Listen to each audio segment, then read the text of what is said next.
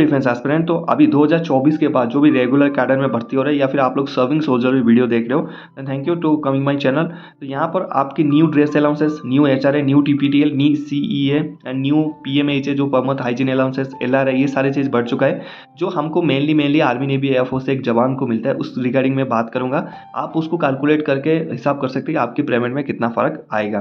पहले देखिए, एक जवानों को ड्रेस अलाउंस मिलता है, हर एक साल में एक बार मिलता है जो 10,000 रुपये मिलता है, लेकिन अभी उसकी 25% बढ़ा दिया गया है, यानी अब से आपको 12,500 से लेकर 13,000 तक आपकी ड्रेस अलाउंसेस मिलेगा जो भी जुलाई महीने में मिलता है। तो 3,000 रुपये यहाँ पर बढ़ोतरी आपको देखने के लिए मिलेगा।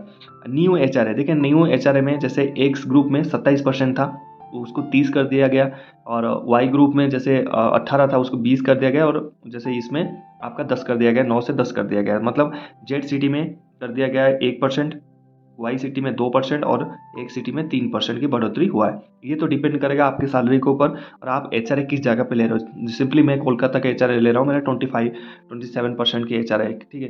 तो वहाँ पर जैसे आपकी एचआरए वहाँ, अगर मान लीजिए मैं वहाँ पर दिल्ली, जैसे मान लीजिए वाई सिटी में रह रहा हूँ, जैसे मैं पंजाब की किसी सिटी में रह रहा हूँ, होशियारपुर में रह रहा हूँ, तो वहाँ पर मुझे वाई सिटी का मिलता है, तो बेसिक पे का आपका कैलकुलेट कर लेना 20%।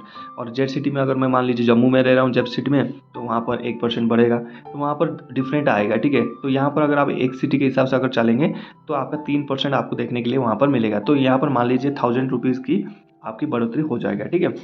उसके बाद टीपीटीएल पहले हमारे को मिलता था 1,800 रुपया, कितना मिलता था 1,800, अभी 25% हो गया, तो ये 2,250 से लेकर 2,300 रुपया हो चुका है, ठीक है। तो यहाँ पर आपको 500 रुपये का यहाँ पर फ़ायदा मिलेगा। टीपीटीएल मिलता है क्या, ट्रांसपोर्ट अलाउंसेस, जैसे आप अपनी रूम से लेके कहीं ड्यूटी देने जाते हो या फिर आप ऑफिस में जाते हो, तो उसके बीच में जो पेट्रोल का खर्चा है उसको गवर्नमेंट आपको पे करता है, तो यहाँ पर। उसके बाद न्यू सीईए है, तो है भाई चिल्ड्रेन एजुकेशन अलाउंस, ठीक है। चिल्ड्रेन एजुकेशन अलाउंस ये होता है कि हमारे को हर 3 साल के अगर बच्चा है आपका, उसके ऊपर आपको 27,000 रुपया गवर्नमेंट की तरफ से मिलता था आर्मी नेवी एयरफोर्स में, तो यहाँ पर उसको बढ़ा दिया गया है, तो आपकी 25% बढ़ा के उसको 33,000 रुपया कर दिया गया है, ठीक है ना। 33,000 पहले था कितना 27, तो 5,000 यहाँ पर आपकी बढ़ गया 5,000, ठीक है।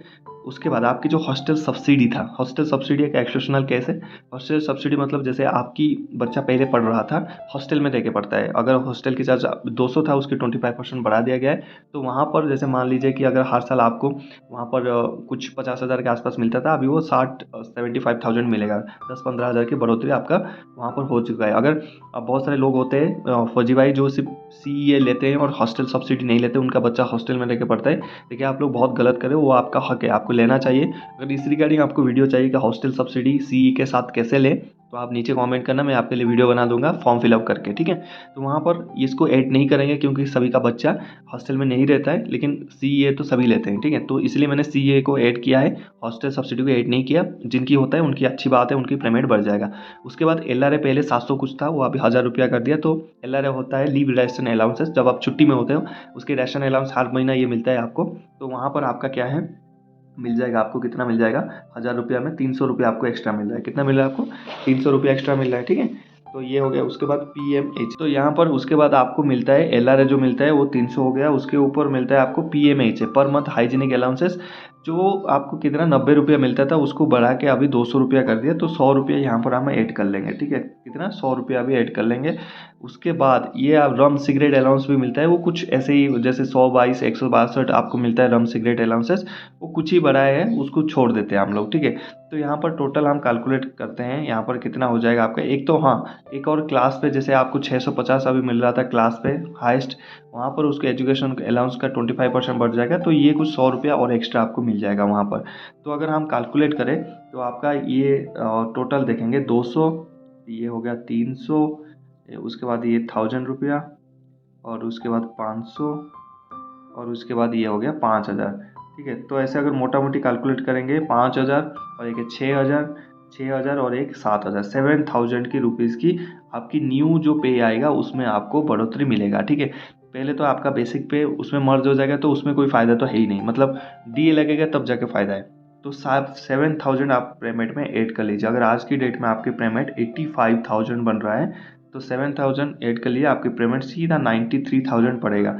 इसके ऊपर अगर आप पैरा में जो जॉब करते हैं आपकी और एक्स्ट्रा आएगा, आप हॉस्टल सब्सिडी ले रहे हैं उसमें और एक्स्ट्रा आएगा, और आपने कोई इंस्ट्रक्टर कोर्स करके रखा है उसके और एक्स्ट्रा आएगा, तो 1 लाख के ऊपर आपकी पेमेंट चला जाएगा। मोटा मोटी अगर एक नॉर्मल सोल्जर है, रेगुलर कैडर सोल्जर है, जिसने कोई पैरा में सर्विस नहीं कर रहा है, तो उसके 7000 का पेमेंट आपको एक्स्ट्रा मिलेगा। क्या आप ये जान के खुश हो रहे हैं? आपकी रिएक्शन क्या है हमें कमेंट सेक्शन में बताइए। मिलते हैं नेक्स्ट टॉपिक में। जय हिंद।